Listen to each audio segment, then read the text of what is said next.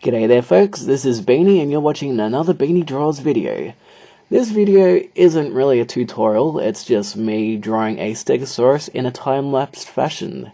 But you can kind of get an idea of how I'm building up this Stegosaurus as you watch along. Like I'm putting in the legs, putting in the body, putting the neck and the head, putting in the plates along its back. But apart from up to this stage, this is about as tutorialistic as this video gets, because my method of drawing is kind of all over the place, as you can see. I sometimes refine the head, sometimes I refine the muscles and the lines. I put in a little bit of detail there, put in a few little skin marks, but as you can see, I've moved straight to the ballpoint pen. I'm using a Bic ballpoint pen. I don't know if Bic pens are available in any other countries. They're available in Australia. But yeah, this is my weapon of choice, as it were. Now, I guess I could give you a few tips on what I do when I'm drawing these things, because I'm like thinking to myself, well, it's a time-lapse video. I could either share some information with you, or I could just play some random generic music, and I figure sharing some information would be the best to do. So, as you can see, I've put in some bits of detail in, like the plates. I use a very, very, very light pressure when I'm doing my first bits of rendering for shading on the plates. I like to put skin textures around the place. There should be a video that I've just done recently on how I do dinosaur skin for a Velociraptor, and I believe I also did it for an Apatosaurus. But it's a little bit different on this Stegosaurus. This video itself went for about an hour and a half.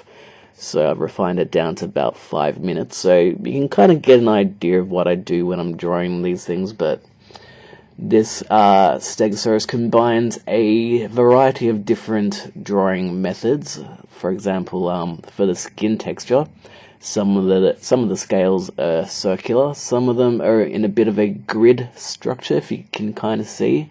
And in some of those grid structures, I refine them and curve some of the corners a bit.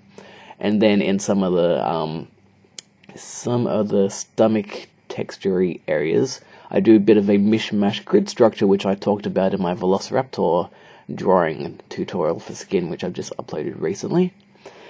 So this dinosaur, I'm kind of building it along from left to right, which I don't always do. Sometimes I do it like, I'll do the head, then I'll do like a tail, and then I'll do an arm, which I'm sort of doing here. I'm doing like the arms and the legs, and then I'll do like some more of the plates.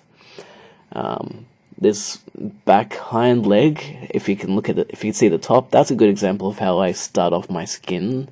I'll do a few contouring lines, and then put some lines going down, and that kind of gives you a little bit of a grid structure, and that's when you can refine your scales. Now I'm using a ballpoint pen because I really couldn't be bothered using my mechanical pencil again. Mechanical pencil is great, but sometimes you get a lot more detail using a ballpoint pen, and you can get much darker lines, like much darker, as you can see in some of the plates in the background and in the not the foreground, but like the tips of the spines.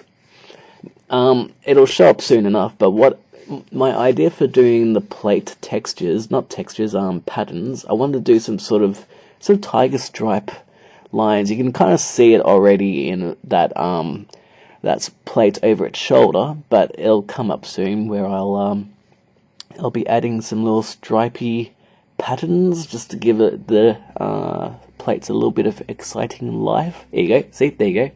That's the starting of my striping of the plates.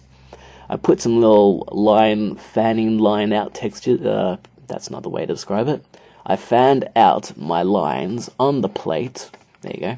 To kind of indicate sort of textures and the where the veins, I guess, in some of those plates would be, just to give it a bit of a bony texture. And then I put there you go. There's some extra lines in the pattern.